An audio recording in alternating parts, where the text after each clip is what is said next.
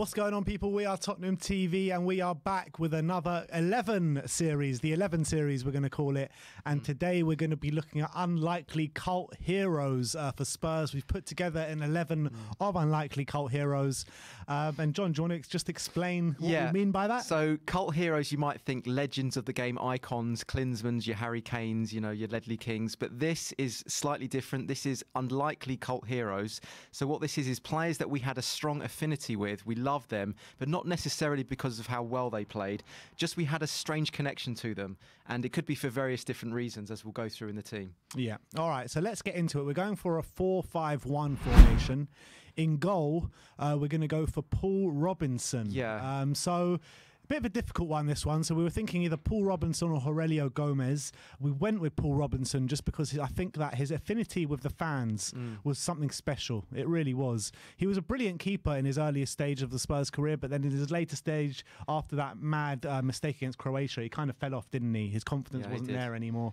But his affinity with the fans was something special. It was, and I think even though he dipped, his career really dipped after that mistake. You could see his game was crumbling. We still loved him, and we still love him today. It was a tight pick between him and Gomez, but I would say that Robinson, I don't know, there was a strange love, wasn't there, between us and Robbo? Yeah, and I just remember the affinity he had, not just with the fan base, but a particular section of the fan base, that South Stand, you know. He was always showing them love, always going in, handing his gloves and his shirts over after the game. Yeah. And he even went to as far as starting songs with them as well and stuff like that. Yeah. And I remember a moment out in Prague, which was our first UEFA Cup game back in Europe for a long time, and he was out there with the fans before the game, and he was literally just standing there, no one on the pitch whatsoever, and he's starting songs with them. He was like, "Stand up if you hate Arsenal," and all stuff like this. And that's what really endeared him to the Spurs fans. In my opinion. He just played with a lot of heart. He's got a lot of heart, that guy. You can see that about his character, and I think we really felt that about him. That really, for me, sums up at Spurs as well. It's not just how well you play, but there's something about you that has that heart, you know.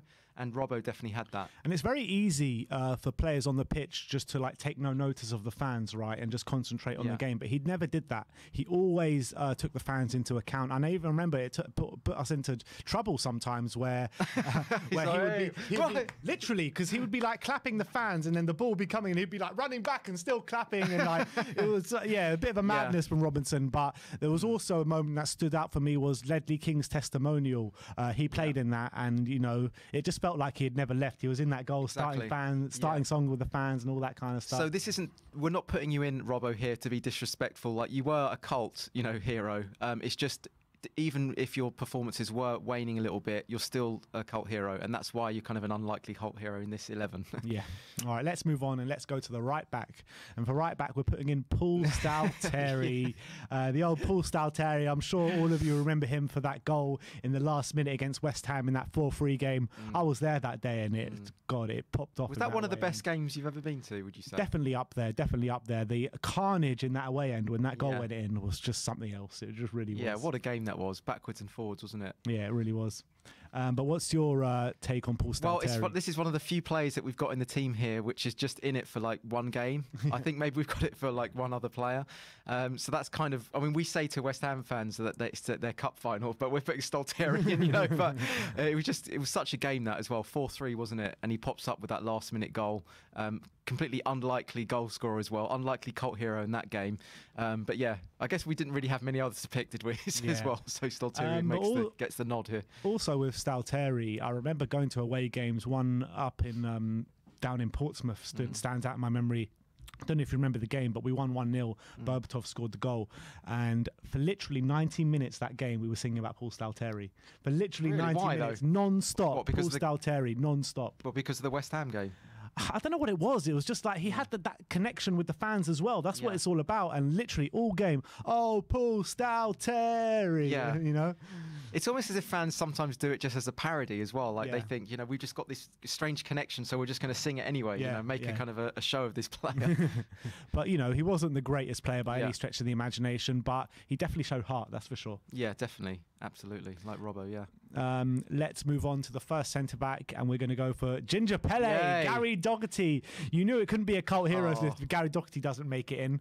But he's another one who in terms of quality, didn't have much. No, he didn't have much, but he did pop up with some important goals. I know that he scored the first goal against Arsenal in the 2-1 defeat in 2001 FA Cup semi-final. Yeah, and I don't know. We just had this strange bond with him, and we still do. Yeah, because he was a striker / centre back, however strange that is. But yeah, he was really loved by the fan base, and I think because he was so bad, that's why he was loved so much in a strange way. But he was also that kind of industrial style defender. I think we got him from Luton on the cheap. Didn't Pleat get him on the cheap? Yeah. And he came in, and it's like you could see he wasn't the greatest player, but somehow he'd sort of find his way and pop up with goals every now and then in cup competitions and stuff. And it's like, yeah, he's just becoming a bit of an unlikely cult hero. And that goal against Arsenal that you're talking about, it's not like he knew much about it. It just threw his head. I can't remember it. Didn't Les have a shot and then he just threw his head at it? I don't think he threw his head. I think the ball hit him on the head. Yeah, possibly. Yeah, that's good enough. Yeah, that also adds to the unlikely cult hero aspect a little bit, doesn't it? Yeah. All right, so Gary Dougherty gets in there. Alongside him, I feel a bit shameful putting him next to Gary Dougherty, but it's Michael Dawson. Yeah, this is your pick, Ben. Go on. But the thing is, Michael Dawson, right?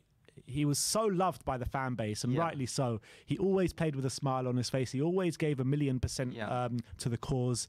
I would say that I think he was a bit overrated by our fan base and how good he was. I think that he looked much better when he was alongside better defenders like Ledley King. Didn't everyone though? That's true, but I felt like when he played against other teammates like an Anthony Gardner or anyone like that, he always got found wanting a bit. Yeah, but who wouldn't? You could say. I would say, though, with Dawson, we loved him because he was such a great guy. You could really feel that about him. Yeah. And he just took on the love of the club as well. I really got that impression from him. I feel like he's a Spurs fan when he was playing. And he still is now. Is he? Does he actually he say that as well?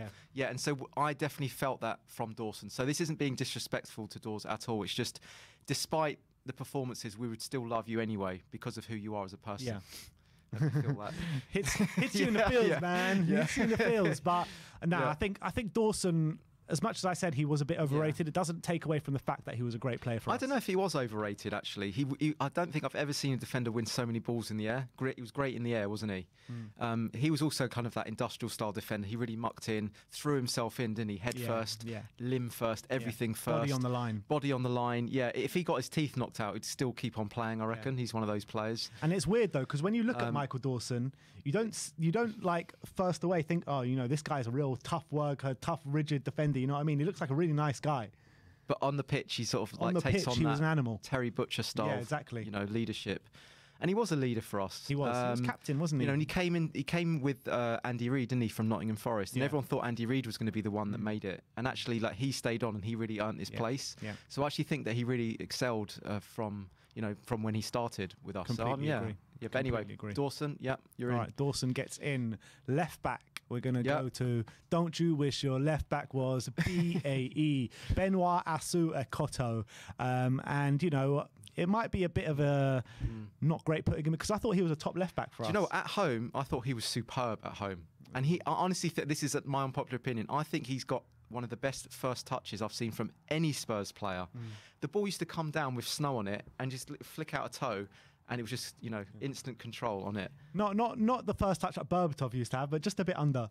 Well, no, but I'm telling you, BA, they don't talk about it because he's in the back line. But his first touch was just wand-like. It was just unbelievable. He didn't get enough credit for his first touch. And I remember his link up with Bale in the early days on the left-hand side of the pitch was dynamite. Yeah. Dynamite. He used to do his outside of the foot, out swinging balls to Bale, and Bale would just latch onto it. He's a very, very talented footballer, BAE. Yeah. The only thing is he used to come unstuck in the away games, in the big games, especially away from home. But at home, I thought, unbelievable first touch, and he used to grow his hair out and it was Afro iconic, Benny, wasn't it? Disco man. It was iconic. But the reason why we love him so much, the reason I love him so much, is because he famously came out and said, I'm only doing this for the paycheck. I think that's Why does that make you love him so much? No, I think actually that's why a lot of fans loved him, because it was just so honest, wasn't it? Yeah, a lot of football fans would go, no, I love the club, I play for the badge, and all that. He goes, I'm just doing it for the paycheck. He spoke the truth, and it was just so honest. You've never really heard any other footballer say that before. Yeah. And after that, we kind of go, do you know what? get on with it, son. We like that. Just carry on, carry on. Yeah. You know what I mean? Yeah, 100%. Do you not think that plays a part? 100%. Yeah, I agree with you there, and I think that he definitely endeared himself to the Tottenham fans. And as much as he didn't care, well, about football, he always gave his, not always, but he gave his all on the pitch, you know what I mean? And I think that in the earlier parts of his Spurs career, nobody knew what he was about. But once he grew into his role at left back, I think he was a top left back for us. Yeah, he sort of had an unorthodox character about him. You know, maybe, I don't know whether he was slightly introverted or not, but he was this is definitely like a left field choice for our team here. It did feel as though, yeah, it did feel like he said, I don't even like football, I just do it for the paycheck. I mean, that's unusual, isn't it, from a footballer? Definitely. So he was a very unorthodox footballer. Yeah. But I think that's partly that eccentricity is what we liked. All right, let's move over to the midfield, and we're going to look at Teemu Tainio on the right-hand side. You know, wasn't the most gifted footballer, let's say that, but I think he always gave his all for Tottenham Hotspur. He was a Tottenham fan growing up, which I don't know if you knew about, and his son, I'm not sure if he's still there, but he was coming through the academy, Maximilian Tainio. I'm not sure if he left last year, if he's still there, but yeah, he brought his son through in the youth academy at Spurs, and there was obviously that famous moment in the 2008 Cup final, wasn't there? Yeah, I know. I mean, it's strange that we're putting him in pretty much for one moment that took about 10 seconds on the pitch, but it was when he pointed to Drogba about the score, wasn't it? Just right at the end of the game, and I was like, hang on, hold on a second, you know, we got to get through this game. But that was like really like that about him. How Spursy would have been if we didn't win that game after that. Do you know what? Nearly. I can't believe in the last seconds of that game, like everyone was still like quite far forward, weren't they? And the ball came bouncing in. I know. And the ref blows up for the final whistle as they're through on goal. Oh, I mean, if you actually look at that objectively, that was a little bit out of order of the ref doing that, but we'll take that. Yeah, I'll take it any day. Yeah. Because if that game went on for 2 seconds longer, we don't win that cup. If they equalise, we're not winning that game. Yeah, exactly. There's no chance. Yeah. I actually thought the game was up when a certain player that we might be putting in this team missed that chance, and right at the end of the game. All right, we'll get into that. We'll get into that. Next player we're going to look at is Stefan Freund. Obviously, when he was a player for Spurs, never scored a goal apart from in a friendly against Stevenage. Every time he got the ball, the whole of White Hart Lane used to scream, shoot. Yeah. And, you know, he always was there geeing up the fans, going to the fans like that. Come on, sing louder, sing louder. You don't really see that much, do you? Not anymore, not anymore. Who else have you seen that with? Who does that? Off the top of my head, I can't really remember. And I think that's why, for me, he captains this side. Yeah. Because he epitomises everything about an unlikely cult hero. It's the geeing up of the fans, the fact that he couldn't shoot, but we were still saying shoot, you know? Yeah. The fact we kind of we accepted him. We accepted his flaws. Yeah, we definitely did. Lovable in that sense. And every time he took a shot, it went miles over the bar. Absolutely. Miles over the bar. Yeah. And then he came back as came back as an assistant, didn't he? Yeah, exactly. Probably for the reason that he's this unlikely cult hero, I would say. Yeah. The fact that love, that affinity that we had with him, I think that was the reason he was brought back into the fold, to kind of bring back a little bit of that morale, you know, that feel-good factor amongst the players. So he absolutely epitomises the... He bled blue and white, didn't he? Yeah, the unlikely cult hero, yeah. And a funny story is I was at White Hart Lane, and I saw him just on the street. He was going to watch the game. Yeah, I saw him just walking towards the stadium, and it was quite late. Kickoff was in like a few minutes. Yeah. And I saw him walk past me, and I just looked back, and I saw him running, and I shouted, shoot! Did you? I shouted, shoot! And he looked back, and he was like, yeah! Fantastic. That's that love. That's that connection. Yeah. Exactly. Fantastic. And the next player we're going to talk about is Diddy Azakora. Yeah. Another player who didn't have his shooting boots, didn't know how to take a shot. And he's another player that probably, a la Stefan Freund, every time he got the ball, we used to shout, shoot. Do you know what? I really liked Zakora, even though he was a bit toothless when he got into the final third. But some of the things he did, his marauding runs down the right-hand side, he used to break the lines really, really well for a spell of games. Maybe for, quite a lot of the he did, season, He just couldn't do anything at the end It's just at the end of it was a complete fluff. A little bit like the chance that he had against Chelsea in the League Cup final. I know. I actually thought that was our chance, He goes steaming forwards. He's like, what's going on? What's going on? And it just goes blazing over the bar, doesn't it? He always just got nervous every time he was in the final third or something. Because he had so many opportunities to get a goal under his belt and just never do it. And, there was no better opportunity than that one. You know what? Can you imagine if he did score that goal, the cult hero status he'd have if he scored that? I was at the game, I was in the stands, and I'm seeing Diddy Azakora break through on goal. Yeah. And I'm like, no way, no way, no way. It's too good to be true. And alas, it was. I still love him, though, to be honest with you. And it's also like the famous iconic moment where he's like doing that, and Robert he's got his back to the penalty. Dimitar Berbatov penalty. Yeah. And like he's got his head down like that, and then he goes like that. There's something about that just summarised his character, you know. Yeah, and there was obviously that moment as well after he left Spurs, playing in the Turkish league, when he kicked lumps out of Emre for being racist. Yeah, I don't know if you remember that. He went on the pitch with war paint on his face and just kicked lumps out of him. Yeah, I remember that. Yeah, like a kick to the face or something ridiculous like that. Yeah, really went for it. Zakora. Lovable, yeah. All right, Azakora gets into the middle slot. For the third central midfielder, we're going to be looking at Nicola Bertie. Yeah. So Nicola Bertie, I mean, I'm a bit too young to remember what he's like. Prime Bertie. Prime Bertie was before he joined. Like early 90s. Yeah, but I'm talking about when he joined Spurs. And I'm too young to watch him consistently. I remember him being in a Spurs shirt and stuff like that, but I don't remember watching him play too much. Yeah. But what I can tell you is that still to this day, every single away game, every single European away game, you hear Nicola Bertie's song being sung. Every single one still. Go on then, give us a rendition. I'm trying to think of it now. But you do hear it sung. Yeah. What was it? I literally know that I sing it every single week. You sing it all the time. And it's got, do you remember the song? It's not these, I'll sleep with my wife. No, it's not that one, but that's the song I've got in my head. Yeah, that's what I've got in my head. Yeah. Come on, you're the... Oi, gorgeous. What's your name? Yeah. My name is Nicola Bertie. I'm aged about 30. I come from a team in Milan, Inter. When I walk down the street, all the people I meet, they say, oi, gorgeous, what's your name? And that's the Nicola Bertie song. And that is sung every single week at Spurs. One of the catch, songs that have like, stood the test of time, isn't it? Exactly. He came in with that sort of like, the hair. He looked quite glamorous, didn't he? Yeah. And it almost felt a little bit like a glamour signing at the time. Yeah. It was a bit of a bad time, wasn't it? Towards the end of the, was it 97? I think it was around 97 he came in. Yeah, we signed him in 97. And it did feel as though it was a nice little injection of a bit of glamour and a bit of, like a bit of a celeb player coming in.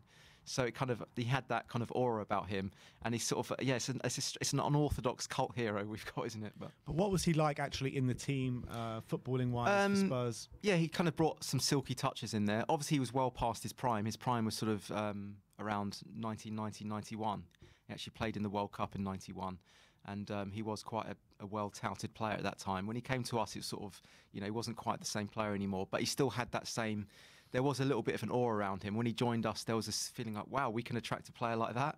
I don't know if he had that much impact, if I'm being honest with you, but I think he didn't do much harm either. So it was a good signing. The fans definitely endeared himself to him, that's for sure. Definitely.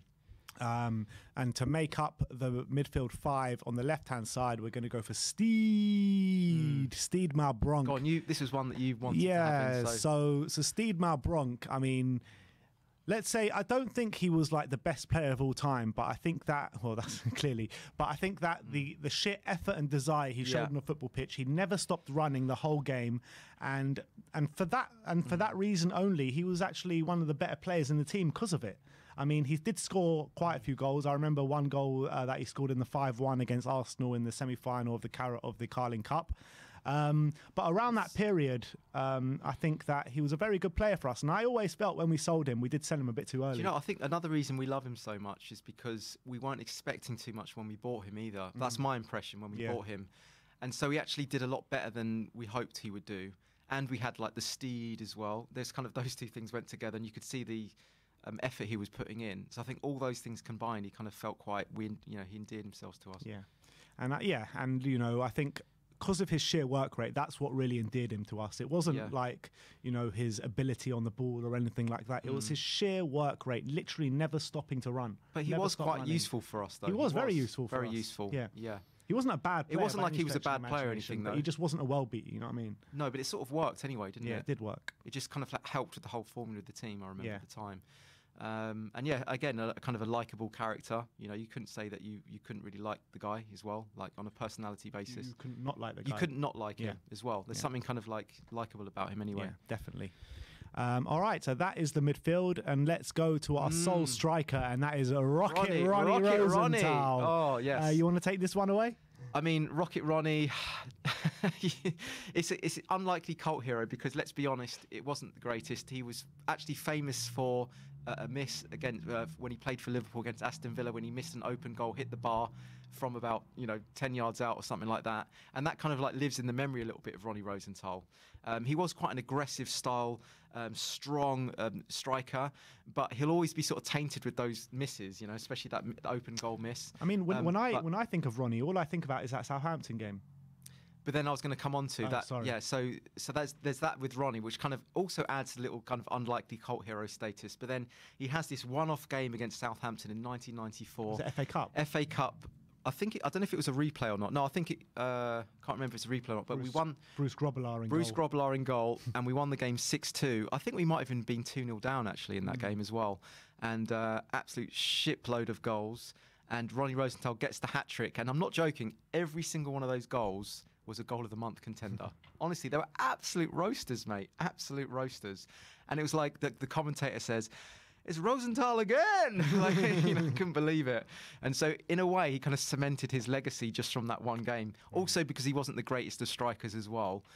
We had Klinsmann and Sheringham at the time, so he was kind of like this fifth choice striker or whatever. Yeah. So the fact that he came in and scored that hat trick, not the greatest of players, won't be remembered for it being a great player, but so for that reason as well, he makes it in. All right. Yeah. Well, this is our unlikely cult hero 11. Let's bring it up for you on screen one more time. So Paul Robinson in goal. Back four of Paul Stalteri, Gary Doggety, Michael Dawson and Benoit Asuakoto. A midfield five of Tainio, Freund, Zakora, Bertie and Malbronk, and Ronnie Rosenthal up front. I mean, if that was okay, if they're all in their prime, where does that team finish in the league? Not very high. Not very high. Unfortunately, because look at the wings, Tainio and Malbronk on the wings. So, I don't think that gets relegated though. Do you not think so? No, I don't think it gets relegated. I think it finishes like 14th, 15th, something like that. Yeah, maybe. Yeah, bottom end anyway. Yeah, definitely. Yeah. Should we give some honourable mentions as well? Yeah. So who have you got for your honourable mentions? So I would say that Pavlochenko nearly made it in. We loved Pav as soon as he arrived. I think it's because we just lost Berbatov and we felt a little bit scorned by that, and so we really wanted Pav to fill the boots of Burbs, and so we, super Pav, super Pav. Yeah. I would say we had a love for him despite his performances. We were still singing his name, but I actually thought I thought he was good though. I thought Pav did a good job for us. That's why he didn't make it in. I liked Pav. I really liked Pav. He had a rocket of a shot. I mean, do you remember that free kick he scored against Ruben Kazan? Yeah, absolute roaster that was wasn't mad. And there was that time, that period where we were going for Champions League under Harry Redknapp when we made it, and he scored quite a few goals in that run. Important goals as well, and he scored an important goal against Burnley, I remember, to keep us in that tie, to send us through to the final. Yeah. Or to send it into a replay, and then we won that comfortably. But despite the performances, I just think that we sort of had a love for him that went beyond his performances. Can you explain that? What was it that we loved about him? Why was it that we loved him more? I think, his nonchalant attitude was definitely into, because we had Berbatov who had that same sort of attitude, but he was just obviously miles better than Pavlochenko. But we were crying out. We just wanted Berbatov so badly, just wanted to, you know what I mean? Yeah. And I think that the Spurs fans clung on to him after that, because he had a brilliant Euros for Russia, didn't he? And then we signed him on the back of that. So I think that the Spurs fans just wanted him to succeed so badly. Do you know what it also, I think, was? It's just around the same sort of time Arsenal signed, what's his name? Bergkamp. No, from Russia. Oh, Arshavin. Arshavin. And I think, it was a little bit later, but I think that we also were like trying to propel Pav to be better than Arshavin, if you know what I mean, and to prove the point that we got the better one. Yeah. So there's also a little, well, there was a time when, you were like, oh, why did we not get him? But I think he actually lost it a little bit, didn't he, Arshim? So it almost feels like we got the better one in the end. Yeah. And Harry Redknapp always tells some good stories about Pavlochenko. He talks about how he's giving him loads of instructions on the pitch, on the training ground. And Pav just couldn't speak a word of English. He just didn't have a clue what they were saying. Yeah, true. Before we go on, let's go through to a few more honourable mentions. Naeem, of course, we could have put in. Naeem has to get in there. Naeem nearly made it, but I think with Naeem, he actually was a really, really good player, I think. He was like the original super sub. But it's like, he just gets in there for his goal against Arsenal for Real Zaragoza, doesn't he? So that goal from the halfway line will go down in Spurs folklore forever. Absolutely. So Naeem, we could have put him in for those under that kind of context. Who else did we have? Alan Nilsson. Alan Nilsson for that goal. as well. Alan Nilsson for the goal in the cup final against Leicester. As well, Alan Nilsson, I mean, he got man of the match that day, but it was literally only for the goal. It was a dull game, wasn't it? But it was like at the time when, God, it was so hard to get over the line and win something with Spurs. For us to do it in the last minute and we were down to 10 men, it's like, felt like quite a heroic moment, and he was obviously the poster boy for that. Sandro as well. I guess we all kind of had a bit of an affinity. He dyed his hair blue. I thought he was a good player though, Sandro, you know? And also, did you see that little video where he shot where he kind of does the kung fu kick, the kind of capoeira kung fu kick in the dressing room? He kicks the bottle, you know? Yeah. I don't know. I just love that. He has got that Brazilian personality. And after that kind of moment, all the Spurs fans, whenever he got the ball, used to shout "Beast!" Yeah, because you know he was just a beast. Wasn't he? So he could have made it in as well. Mido as well. There's something about Mido that we loved. He showed a lot of passion. I had Mido on the back of my Spurs shirt back then. Why do you think it was that Robbo and Mido didn't? They sort of clashed a little bit, didn't they? Did they? Yeah. They used to clash. They definitely had a bit of a conflict. Personality clash. I didn't know that. I think because they were both quite passionate players, so they used to sort of like maybe there's just a clash of personalities. So yeah, there's quite a few sort of unlikely cult heroes. Simon Davies. Obviously, Ben likes Simon Davies. He loves him. I absolutely love Simon Davies, and you know the runs he used to do down the right hand side. I mean, for a time he was brilliant. Oh yeah, 2001 he was just superb. Didn't show it for long enough, did he? Yeah, it's a shame because in 2001 I actually thought, wow, he's actually looking like almost like an elite player. Yeah. And then obviously didn't keep it going, which is a bit of a shame. Yeah. And actually then I remember Etherington came back into the side, and then there was a time when he started to look better than Davies, because we got them at the same time. Remember? Yeah, like budget signings. But he had a very good start to his career. Yeah. Yeah. And the last one I'm going to mention is Lee Young-pyo. Lee Young-pyo. Yeah, why? Why do we... I don't know what the affinity was, but I think it's because he just always gave his all. Always gave his all for the badge, and he was also a decent left back. Do you know, I think maybe there's an unlikely cult hero status with him because he just got about his job. He never he never kind of like was vocal or anything like that. It was just steady Eddie, wasn't it? But you know, we loved him. We loved him, Lee Young-pyo. Yeah. And in the comments section, if you can think of anyone else that we've missed, any unlikely cult heroes, please don't just put in Robbie Keane or Harry Kane. You know, unlikely ones, things that you might not have think of when you think of that. Is it for their character? Is it because they just had a good chant that we sung at them? Whatever it is, put it in the comments section. We'd like to hear from you guys. And finally, who is going to manage this side? Oh, the unlikely manager. I think it's got to be between two managers. Unlikely. You're going to say Ozzy, aren't you? No. Well, three then. Go on. Three. Ozzy Ardiles. Yeah. Just because of the tactics he played and how much he was loved by the team and everything. Five up front and whatever. Christian Gross. Really? For the. I don't think anyone liked him for that. We're embarrassed by that. Yeah, we were embarrassed by that. But I think the one that we have to go for is Martin Jol. Unlikely. No, he was a good manager, though. He actually was a good manager. It's not unlikely. He actually started the Renaissance for Spurs, I believe. He did, yeah. He started it, and then it was picked up by, Redknapp. Was it who was in between? Juan de Ramos. Forget about him.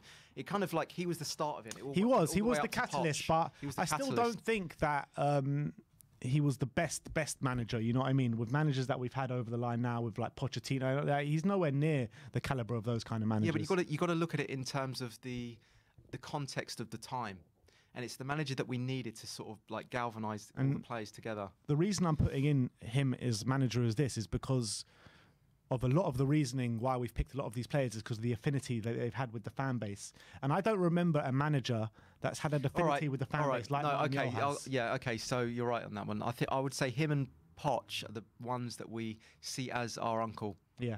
But I think actually Martin Jol... more so. I would say slightly more so, actually, yeah. Yeah. And also the gravity... I wish he'd just knocked Wenger out. Yeah, I know. He's got that framed in his house. Has he? Yeah. Yeah, there's something about Jol... in the toilet, or you can always look at it. I think it's something about Jol that we'll always love. Just an emotional man. And I think that also that part of being a Spurs fan is that there's an emotion there. And you could feel that with Jol, especially when he started crying at half time. Yeah, I never forgive Daniel Levy for that. And I think Jol will always be in our hearts, and I think he thinks the same way about us as well.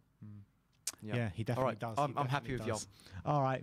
Brilliant. That is our unlikely cult hero 11. Let me know in the comment section below what your thoughts are on the unlikely cult hero 11. And let me know if we've missed anyone, because we missed Berbatov on the last one. Can we just give a formal apology? When we did our international 11, we forgot Berbatov.